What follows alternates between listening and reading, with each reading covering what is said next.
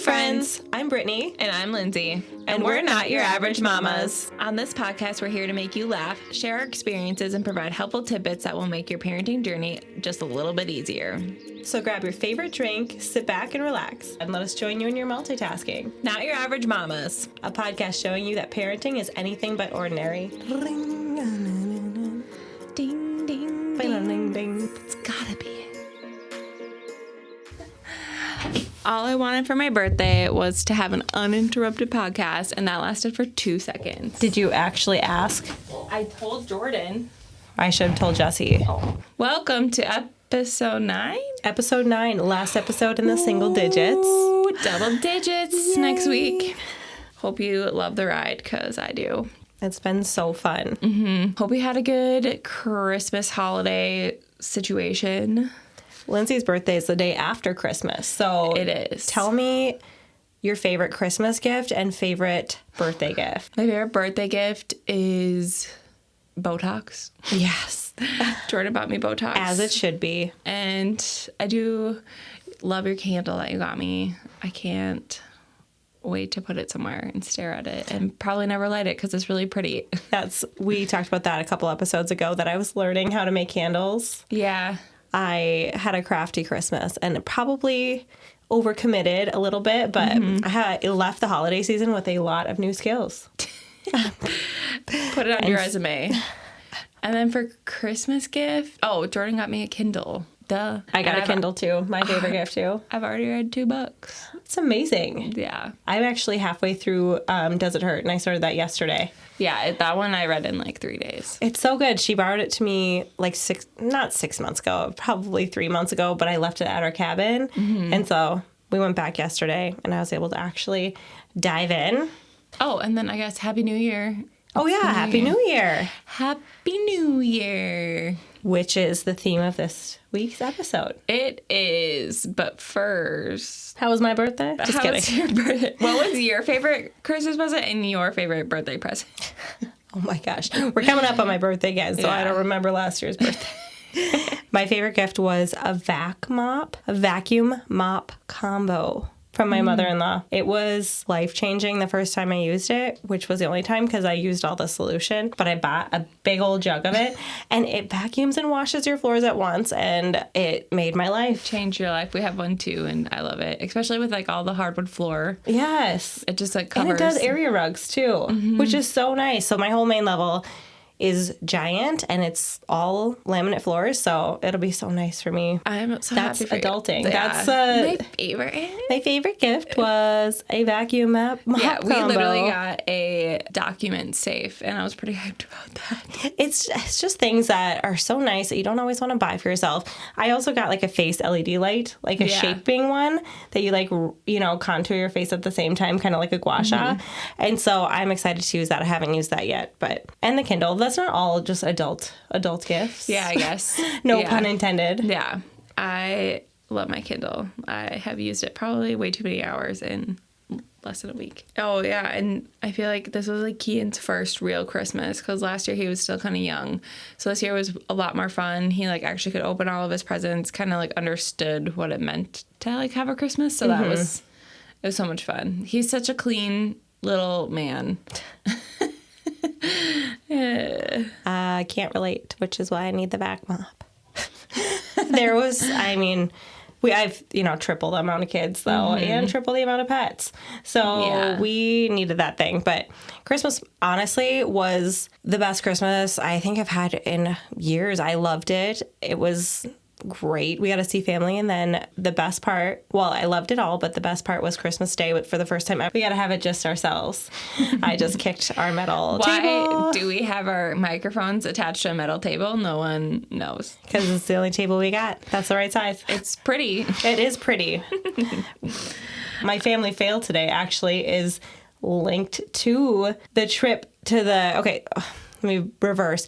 Christmas Day, we did nothing but sit on the couch, eat chocolate, watch Christmas movies, play with the toys, and then we went out to Chinese. Mm-hmm. You cut your finger open. Do you want me to say the family fail right now? Should I just tell you? Might as well. Well, it was a big fail because we go to the buffet. It was packed. I was super shocked, and it was actually a very, very good buffet. Like, I didn't even know. It's this little tiny strip mall, and inside was humongous, giant hibachi buffet, sushi, everything. So anyway, I got crab legs, and I go to sit down, and these crab legs were like so tough.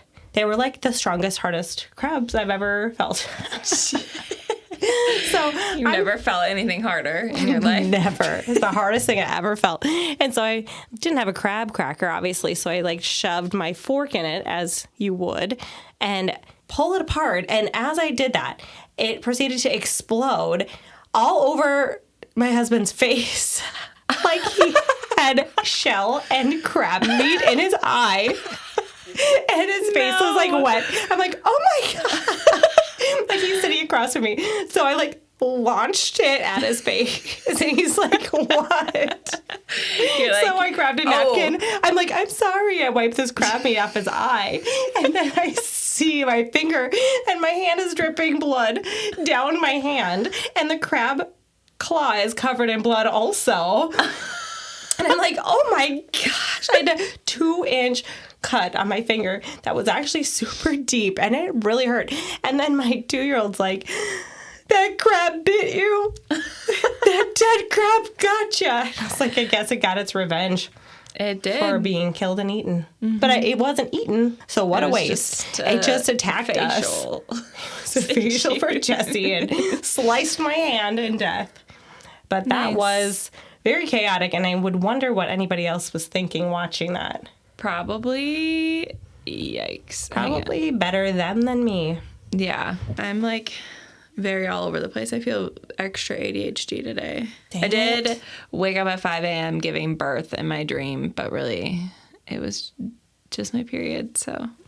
Joys of being a woman. I love it. I love it. And it's super fun that we get to do it every month. Every month. How lucky. Unless we get pregnant and have a baby, but then, you know, that comes with its own worst things. Fun tasks. Not to mention then the labor is all the period cramps that you missed for the 9 months compiled into. And then your first period after your baby is like hell on earth, which, sorry if you haven't had your period yet and you had your first baby. Spoiler alert. Before you keep listening, pause the podcast, give us 5 stars, rate and review, share the podcast with someone you love. It would help us out so much. We'd be so grateful. Thank you. Oh, sure do. Sure do. Oh my gosh, I'm being attacked. Oh gosh. Well, we're basically in a jungle today because I set up a bunch of fake plants behind us for, you know, some ambiance, but it's a very large plant. And it's right on Lindsey's head. All right. ASMR.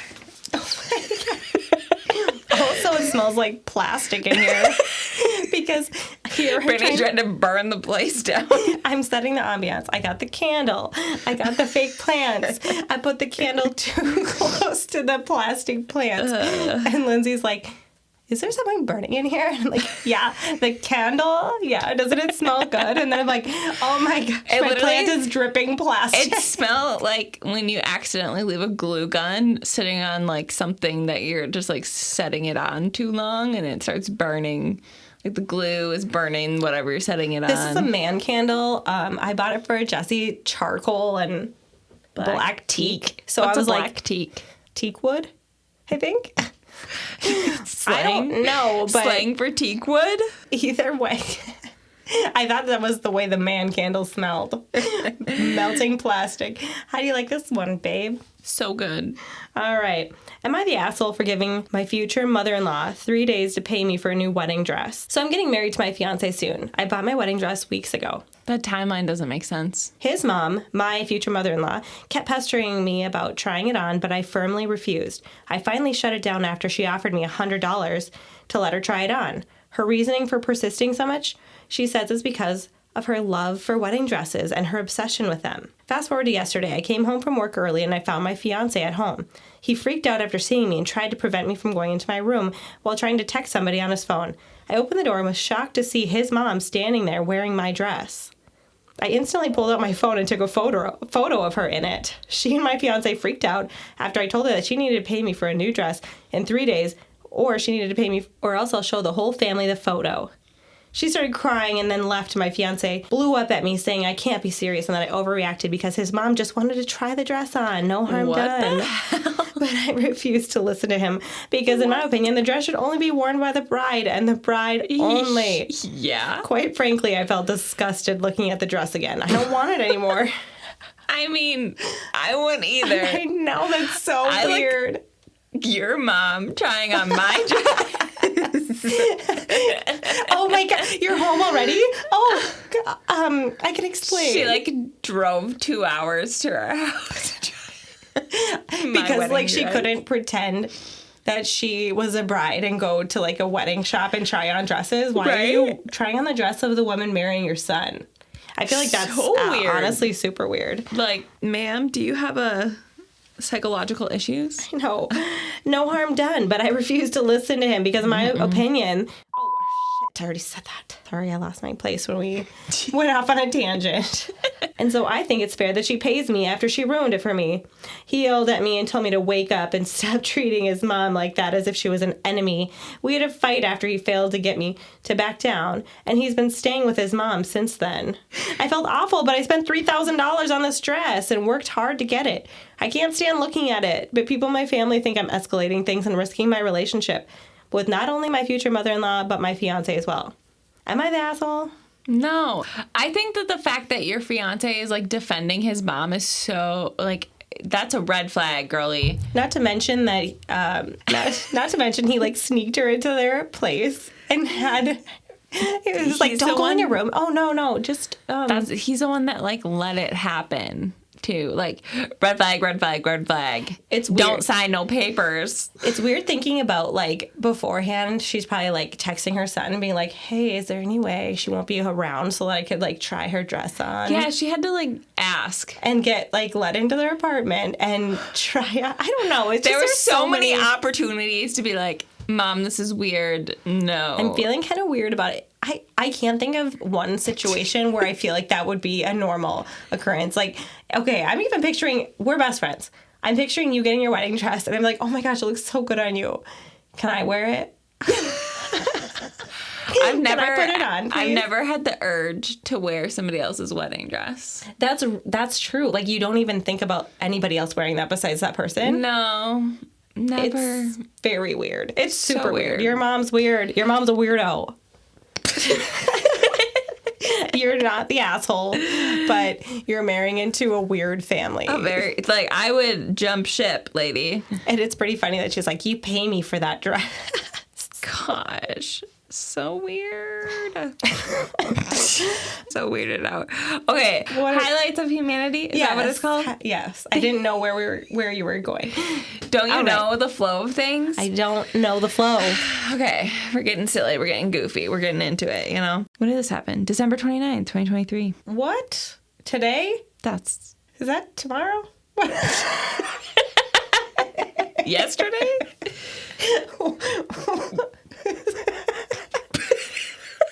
What is today? The 30th. Is that tomorrow?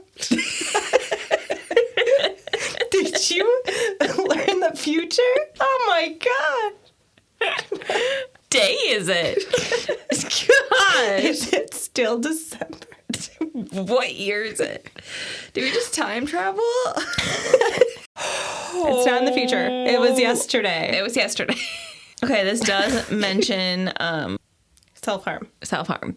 I will put in the timestamp in the show notes of what part of this episode mentions it. So highlights of humanity portion. So you can skip ahead to that timestamp. Timestamp down the show notes below. So the article says, driver sees 18-year-old jump off 50-foot bridge and instantly dives into racing river to save him. This was yesterday.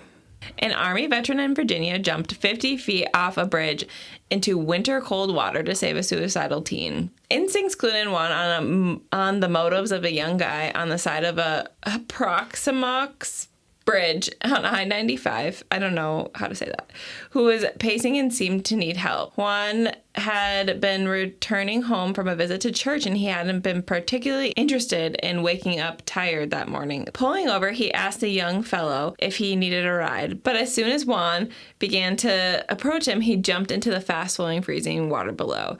I thought, all right, we got to get him out of the water because it could have been my kid, Juan told WTVR. Next thing I knew, I was just jumping into the water trying to get him out. It was pitch black that night, and against all odds, Juan managed to reach the boy either before or after the river carried them a mile downstream. Dang. Eventually landing them at the gates of a water treatment facility where Juan used his belt and the boy's backpack in some combination to get him out of the water. Hero is a big word. I was just a guy with a wife passing by, and God put us there for a reason, Juan said, dismissing the moniker. Moniker is like the name, like a hero. Oh, I'm Englishly declined. Hashtag Englishly declined. What? Challenged?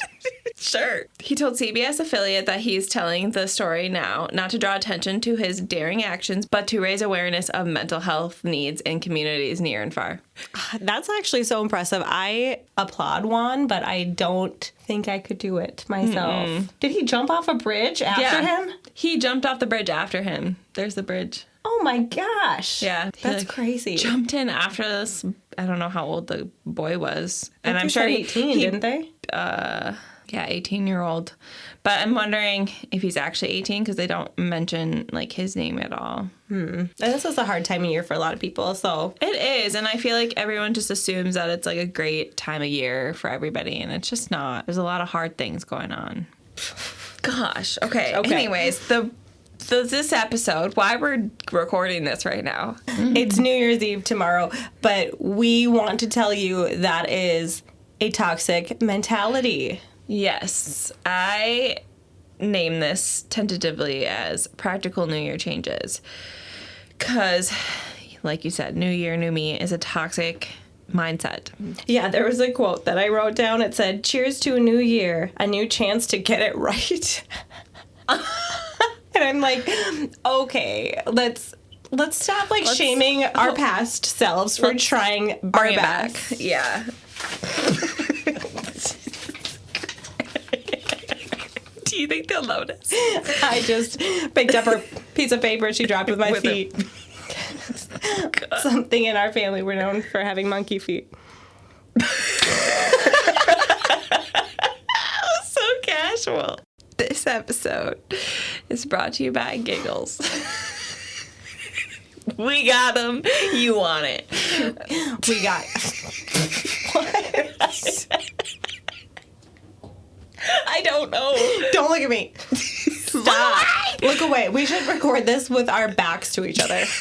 Back to back. Okay, one time we did a yoga class together. It was horrible for everybody in the class. It was because the super quiet, you sit in a pose for 10 minutes to try to relax down your whole body.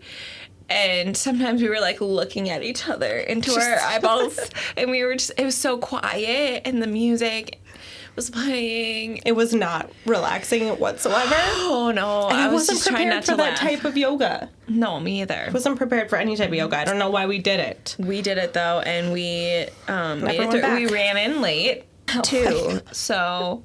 Disrupted the class. We already made a scene. We couldn't make a bigger scene. It's toxic. And also, it's fake because the new year doesn't actually even start in January. It starts at the spring equinox when everything is blooming. Right now, winter literally started last week, was the winter solstice. That, and I was doing some research on that, and apparently it's a whole thing about the year was supposed to be 10 months, but then the Roman Empire, fuck them, Yeah. That's my Roman Empire, thinking about them. They added on 3 months, so the year would revolve around the moon phases. So that's why we have a 12-month calendar, I think. From my research, that's what I gathered. So technically, yeah, spring is the new year. It's based on I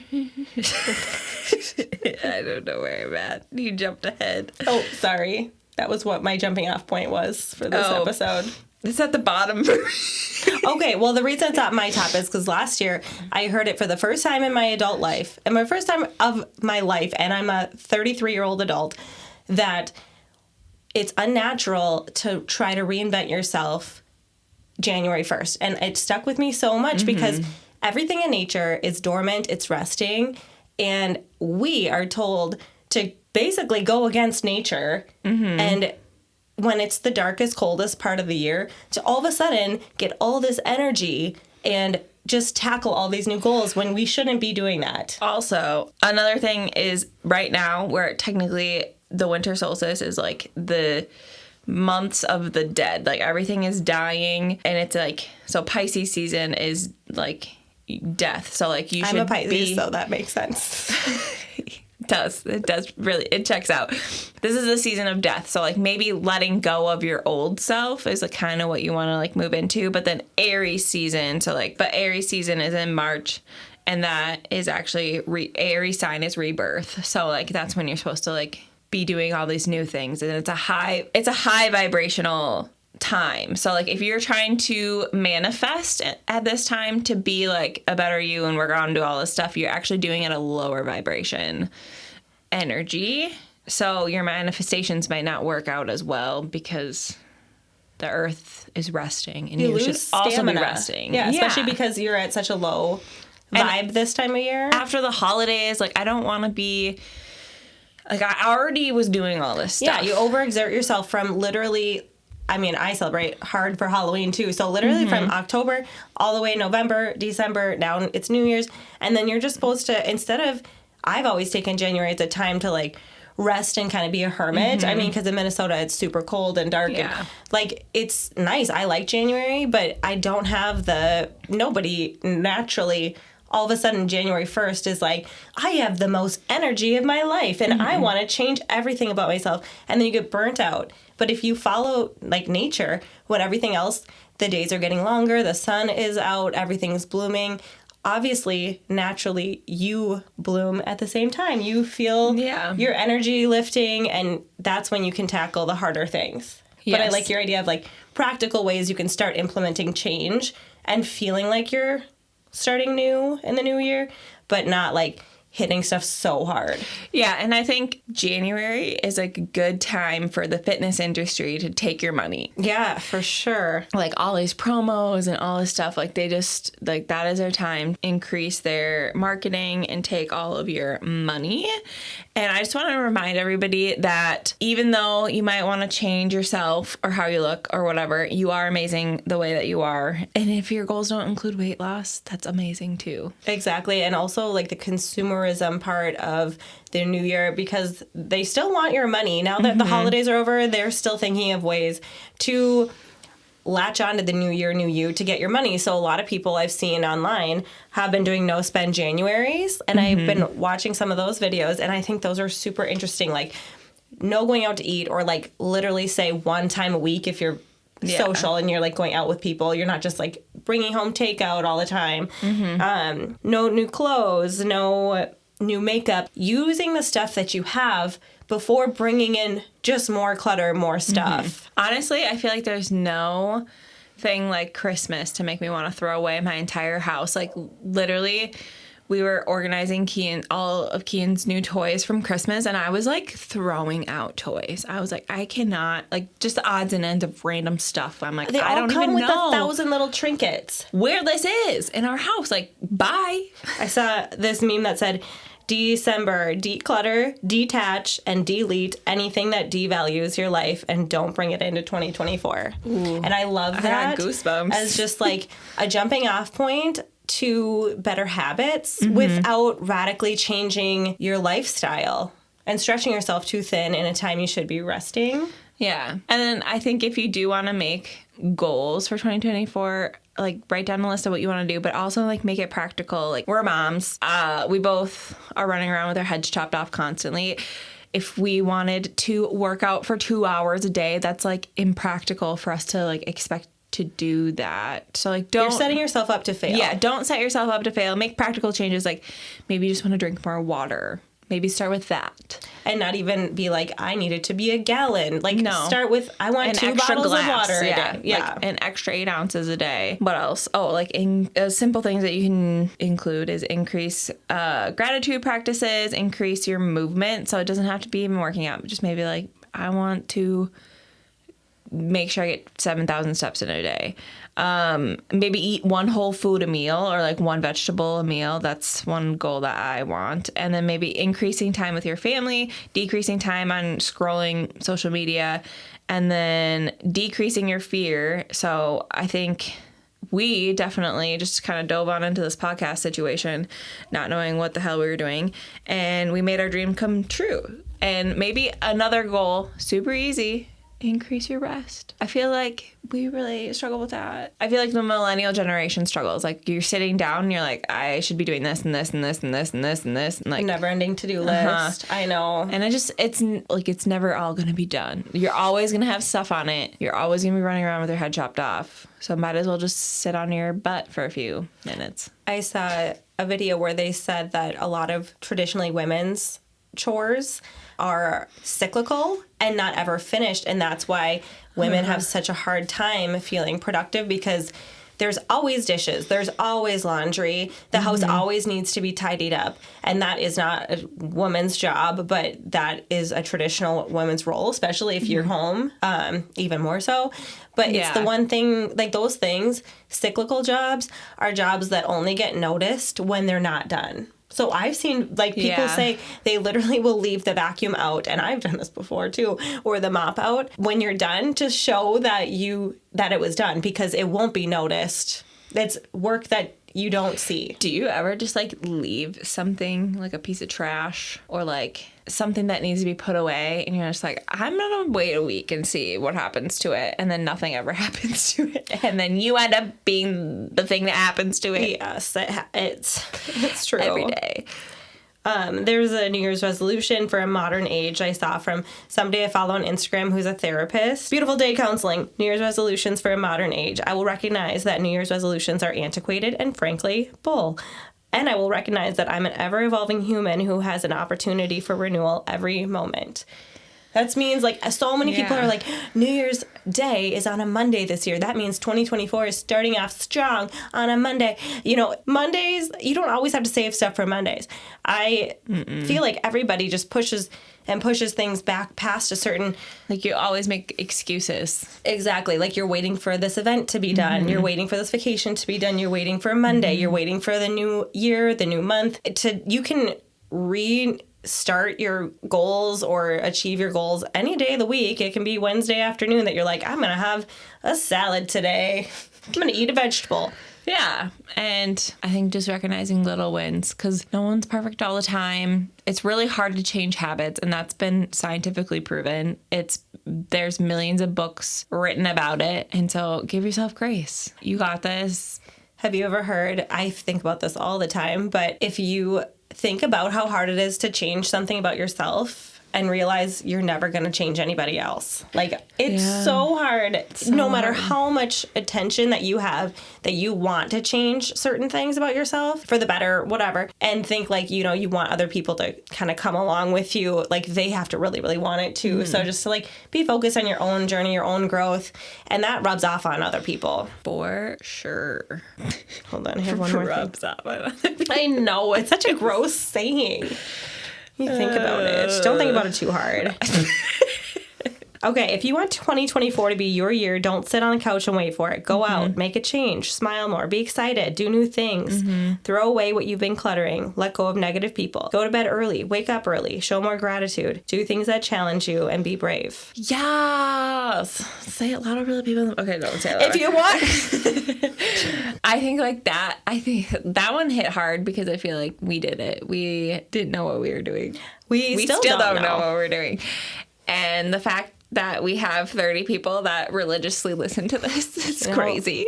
It is crazy, and we feel super proud. Yeah, and so like, and thankful. And we didn't wait till January. No. We went through the holidays hard. Balls to the wall right before literally all the holidays. We're like, let's start a podcast. Let's not miss a single week.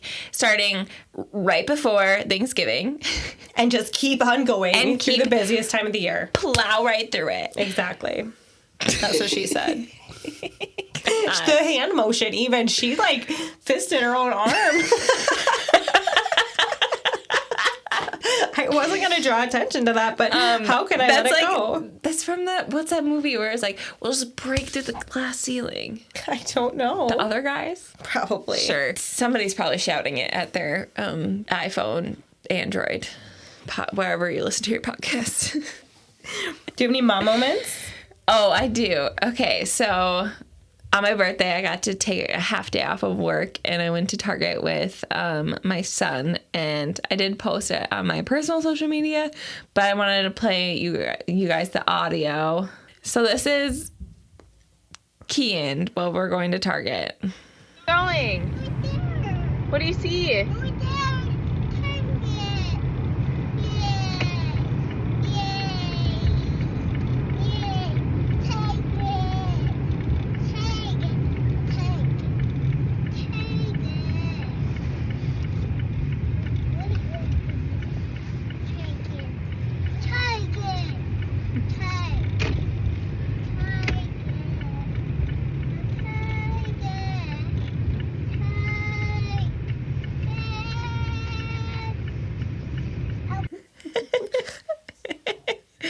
That's my favorite part, is where he's like, Target. The crescendo. It was beautiful. That's how everyone feels when they go to Target, I think. He embodied how we feel with everybody. Okay, I had to talk about also on top of that was Judah was talking to me about your Jesus painting for your mom for Christmas. And he said that, he was like, yeah, and my mom painted Jesus for grandma. He was walking on the beach and he was looking like he was really thinking about something. And I was like, what do you think he was thinking about? First he said, I don't know, I'm not Jesus. I said, well, what do you think he's thinking? And he said, probably that he doesn't want to go die on the cross.